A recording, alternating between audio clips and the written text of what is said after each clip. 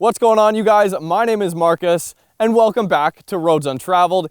Here in front of me today is the 2019 BMW 530e. E obviously stands for electric, and it's a plug-in hybrid. First things first, we gotta get rid of this cable. And now we can go for a drive. No room for darkness to take place. Calling for the light. In the mystery of life.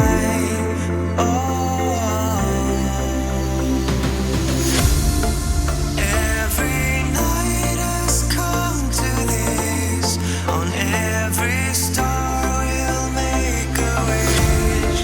All my life I fought for this, a new beginning.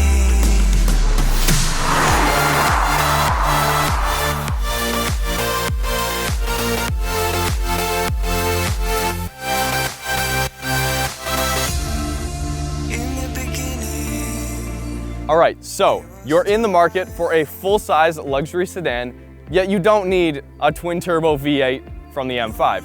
Here it is, the 2019 BMW 530e plug-in hybrid. Now, it starts at $68,000 Canadian. This one has the M Performance package, which brings it up to about $80,000 Canadian or $60,000 USD. With the M Performance package, you get a bunch of visual features, including these awesome looking 20-inch wheels. You get the M brakes. You get the carbon fiber front lip on there. You get a carbon fiber rear diffuser. You get a carbon fiber deck lid. So much carbon fiber. It's basically a full M package on this car, and it comes with a lot of luxuries on the inside, which we will get to. So, without further ado, let's see all those features inside and out and take it for a drive.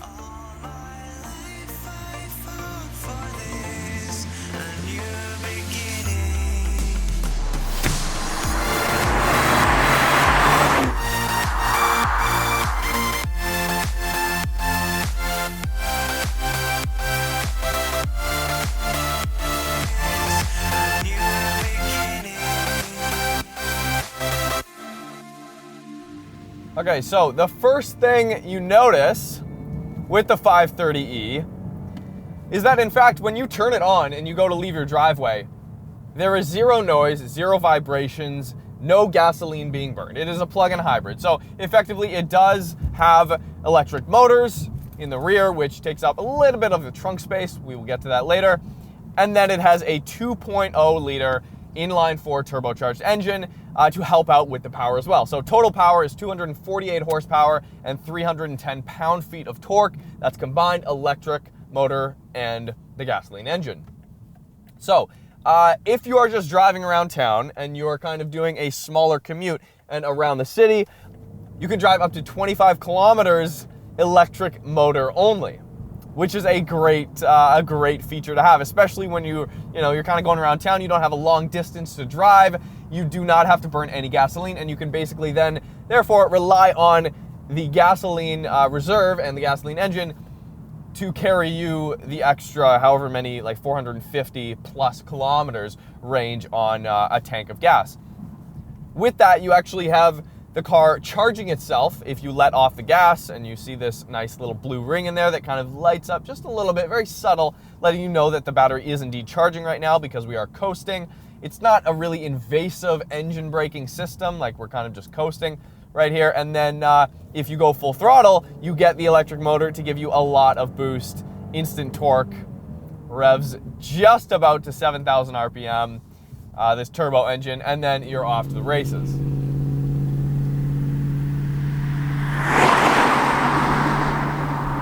All right, so we are in sport mode right now. I'll show you a little bit about sport mode. There are no paddles in this particular model, but you can still shift with the selector down here. It's got an 8-speed automatic transmission, brilliant transmission, especially for a transmission that is not a dual clutch. It is, frankly, very responsive, and it does the best, I think, if you just leave it in drive. Although you do have the choice to have very instant torque, 310 pound-feet of torque from that electric motor and the gasoline-powered engine, and you can shift yourself. Very responsive. I mean, this is a brand new BMW 5 Series. This car is out the door, $80,000 Canadian. Now, base price is $68,000, and then this has been fitted with the $12,000 BMW M Performance package. Now, for a simple package, that's kind of what you want, right? This is basically, I really like how BMW spec'd out this press vehicle, because they kind of leaned more towards just the performance and visual accents on the car, and they actually didn't fit it with all the luxury options on the interior that you can option. I mean, it does not have the paddle shifters. I don't know if that's a US only thing. It should be on the M Performance package, but this car does not have it.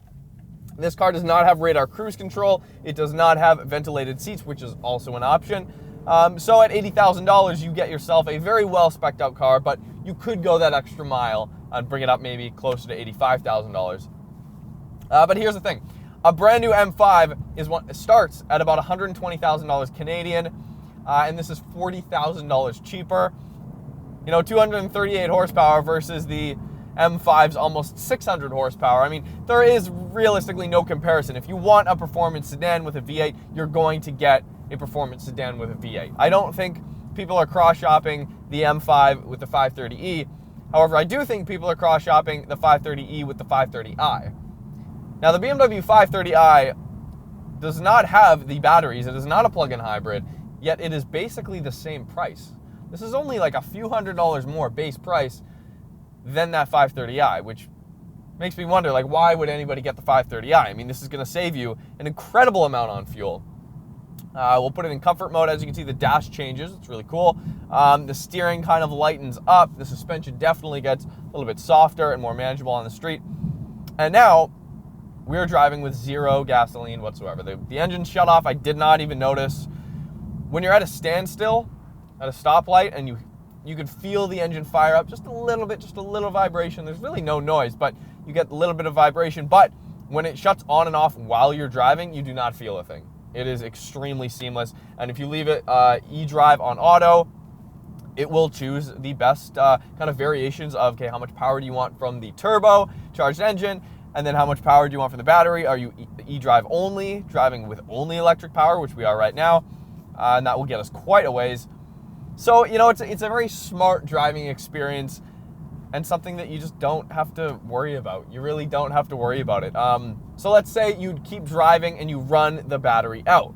What happens, Marcus? Well, you can still keep driving for as long as you have gas in the tank, right, obviously, and the car will technically be charging the battery if you're coasting. Now, if you go down a very long hill, you might be able to gain a couple kilometers of range, at which point the electric motor will kick in again and you'll be driving with the electric motors powering.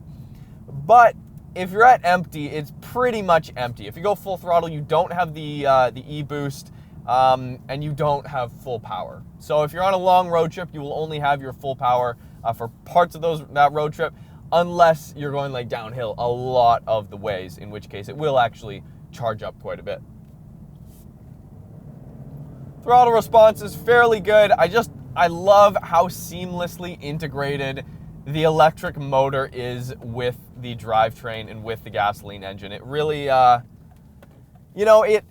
it makes this feel like a luxury sedan that isn't being pretentious in that, oh, I'm driving an electric vehicle, I'm driving an EV, I'm saving the planet better than everyone else. It does not have that feeling whatsoever. It's just, hey, this is the smart way of doing things in 2019, and this is how BMW decided to make the 5 Series. And I feel like this is a great direction for the 5 Series. I think they could continue this, even trickle down into like the 2 Series, the 3 Series.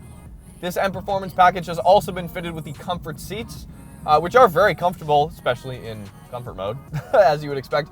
But when you go into sport mode, the side bolsters kind of tighten up a little bit, which is very cool, and you can change that in the passenger seat as well. You can have it do that, you can have it not do that. So there's various different settings that you can take with the driving setup here.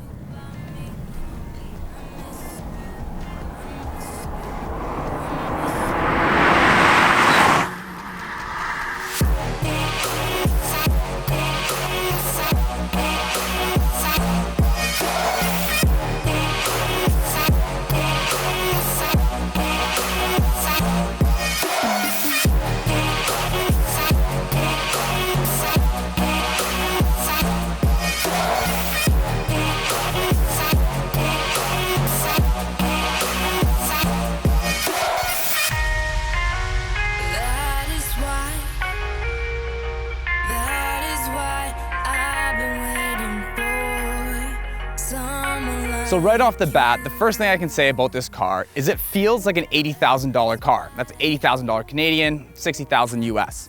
The inside of it is quite luxurious. Everything feels great, everything is solid, there's no rattles or anything else. Again, it feels like an $80,000 car. And it is tech focused, especially it being a hybrid with the electric motor. However, because it has the electric motor, that means that you have to put the batteries somewhere. And this is kind of one of the downsides I've noticed right off the bat with this car. So as soon as you open up the trunk, the first thing you realize is just how short it is. And of course, that's because this is where the batteries are kept, okay? So it does eat into your storage options, which is a downside, especially for a car that you want as a little transport vehicle or a daily commuter. But thankfully, the car itself is quite wide. So you do have still storage options. However, it is a little bit limiting compared to other things in that price range. But anyways, let's hop in the inside and take a look at the interior.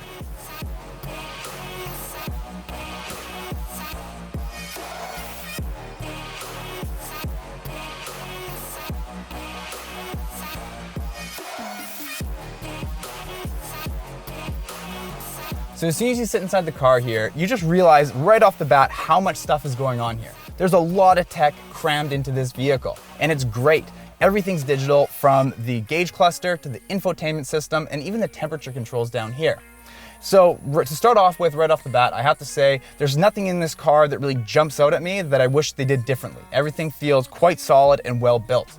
Now, there is a lot of piano black, which I've said in the past that I'm not a big fan of, as it scratches quite easily. However, the piano black that they have here, I find seems to be different for some reason, as I don't actually notice any scratch marks yet on it. Now, I don't know how it's gonna hold up over time, but at least for now, it looks like it's intact. Now, taking a look at the door over here, as soon as you close it, it's a solid door. Everything from the door handle itself is a solid rubbery material, and again, everything is just so solid there. Now, all the buttons that are in the center console here and up here on the dash, it's well laid out. Everything's labeled properly, and it's very easy to find what you're looking for. You're never trying to figure out how to operate something because you can't find it. So you have the scroller here to go through the navigation menu. You have your shifter with the actual lockout button on the side. And then you have all your Sport, Comfort, Eco, Pro modes. And you can actually have a big button here, which I absolutely love, which gives you instant access to the camera. And I'll talk about the camera in a second, but that's a huge plus with this car. So before we get there, I just want to say that looking at the steering wheel, I think that they did a good job. However, I'm not a big fan of the actual overall layout. I think it feels good in the hand, but I just don't think there's enough buttons. And now usually that's a weird thing to say because most people always complain about having too much buttons. However, with this steering wheel and the amount of tech that this car has, I wish I had more options to control the music and everything else through the steering wheel itself, instead of actually having to take my hand off and try to use the buttons down here while driving. So I really wish they gave you a little bit more functionality out of the steering wheel. However, it's a nice solid feel and it looks great. Now the seats in this car are really great. First of all, I have to say, I absolutely love the diamond stitch pattern that they have on the side. And it's just a really subtle design choice that really adds to that whole luxurious appearance. They feel great, they're very durable. And what I love the most about them is the amount of adjustment options you have. So not only does your seat go back, but you can actually just put back the top half of the seat. So you can literally adjust this seat to fit you perfectly.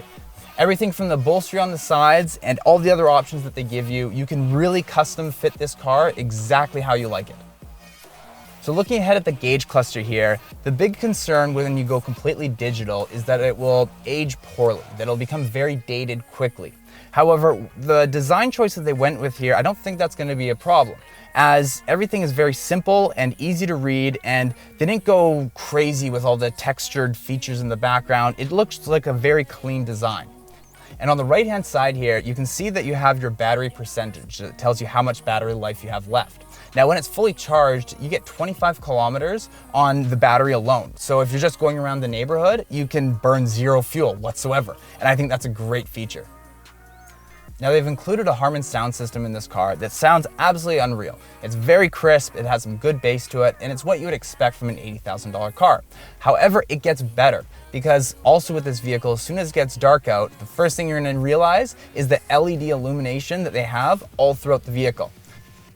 Now, this being a luxury vehicle, as you would expect, and as it should, it has a charging pad, which is located right up front here. Now, this is a little bit of a problem area with this vehicle, however, that I have found, as I think it's a little bit on the small side. That being said, it does work quite well. I've had no connectivity issues whatsoever. The only problem is that every time I put my phone in there, especially it having a thick case on it, it makes it very difficult to get out. I'm having to curl my fingers along the sides in order to actually get a grip on it. Now, taking a look at the infotainment system here, this is definitely a highlight of the car for me. It looks great, it's very clean, easy to read, and again, it's really good resolution. So even when it's really bright out, you can actually see everything very clearly here. But it gets even better, because as soon as you throw it into reverse, what pops up is not only your normal reverse camera, but also an aerial bird's eye view perspective. And having that widescreen infotainment system allows you to actually have each camera angle take up a lot of space on the screen. So you get a nice clear view of each one. I've yet to see any reverse camera that's this clear, this contrast. Like, it looks great. It almost looks like you have a DSLR out there filming. Like, it's not just your normal crappy fisheye view. Like, it's super high resolution. You can see everything very clearly. I'm really impressed. On top of that, you have your button here that when you press, it will switch to your front angle. So if you're pulling up in traffic or trying to park the car, as soon as you hit that button, you then get the same display, but instead of looking at the rear, you're looking at the front, which is a great feature to have. But now, using this dial here, you can actually scroll through all the different camera options here and select what view of the car you want to see. And it's really cool because they actually have this 3D generated image displayed here, and as you scroll through it, it actually moves the camera angle with the car. So it's almost like you're flying around the car. It's a really cool feature, and I have to say I'm really impressed with what they've done here. Now, nothing's worse than hopping into a vehicle that has a laggy infotainment system. Scrolling through the menus, if it's not seamless, it instantly makes your vehicle feel dated. And that's something we have experienced over a few other of the 2019 lineups that we have filmed, is you hop into a brand new car and you're scrolling through the menus and you're having to wait for things to load. However, with this BMW, it's probably one of the fastest, most responsive infotainment systems I've used yet. Just scrolling through things, it's a breeze. There's zero lag time. By the time I turn the dial one notch, it's already over. Like, it's great. They did a fantastic job there. But anyways, let's hop into the car with Marcus and finish up the review.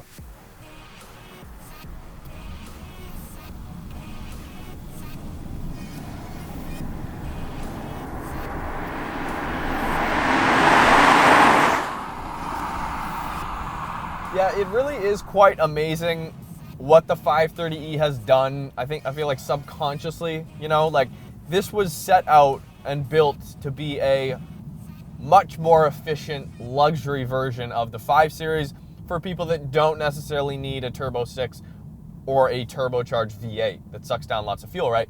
But in the process, they've made a car that's much more better at being like a performance-oriented daily driver, because an electric motor has instant throttle response and instant torque. You have torque everywhere in the power band thanks to that electric motor. So you're really not, you know, you don't wait for a turbo to spool up. The electric motors are there instantly, and then by the time you're even thinking about it, you're already in full boost and you've got full power and you are heading into the abyss. It really is a seamless driving experience. There is so much grip here, so much grip for a non-M5. I am, you know, it's not what I would call the most fun BMW driving experience, but then again, it's not trying to set out to be like an M3 or an M2. That's not what this car is. And it is amazing at what it has set out to do here, I feel like. Now, the M5 is quite a bit nicer in here, but again, $40,000 buys you, you know, a lot within a 5 Series, which includes a twin turbo V8, but this has basically the same looks on the exterior as the M5. With this M Performance package, this car looks awesome. It's got this metallic Mediterranean blue, which they've spec'd out this press car with. I love it. I love the color. I love the way this looks. It's like an executive, formal sedan while still having, you know, a little bit of kid in it. There's a little bit, you know, the carbon fiber accents go a long way in kind of creating that like M kind of feeling about the car, which is kind of nice. Even though you are driving a plug-in hybrid, but nobody needs to know that, right? It's not plastered with emblems all over saying that it is electric, although it does say eDrive a couple times on the outside. It's not screaming EV. You know, the wheels are not, you know, weirdly shaped wheels like the Kona EV. It doesn't have to shout to let the world know that it has an electric motor and that you're quote unquote saving the planet, right? You just need to know that it's a 5 Series, it's new, and it looks dope. So that should be enough to get you inside it for maybe a test drive, and then once you drive it, I'm pretty much convinced this is this is a great daily. And frankly, I never thought I would say this, but $80,000 for this vehicle, Canadian, so again about $60,000 USD, totally justified, totally justified, and I think it is it's a pretty good value. It's pretty good value. I mean, when you put it in this sentence here, which is $80,000 for a 238 horsepower 4-cylinder car, that seems a little bit crazy. If you're looking for a very fast and efficient luxury sedan, this is not your best option just because of the fact that, yeah, when you go full throttle, it's, you know, there's 238 horsepower, but I can comfortably talk to you. I've got AC on, etc., right? But that being said, around town, that's where it really shines because of that electric motor and that instant torque.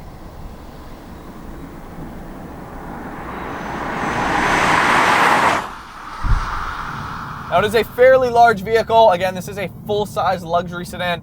There is also a long wheelbase version of this vehicle. I don't think it's available in Canada, probably Europe. But at the same time, you know, it's a great daily. It's a great luxury sedan.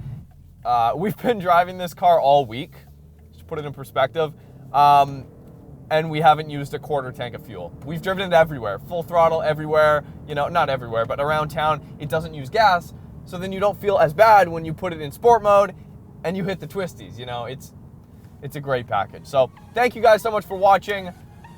Once again, my name is Marcus and you're watching Roads Untraveled. Subscribe if you haven't already. You can hit me up on Instagram to keep up to date with kind of what we're shooting on a day-to-day regular basis.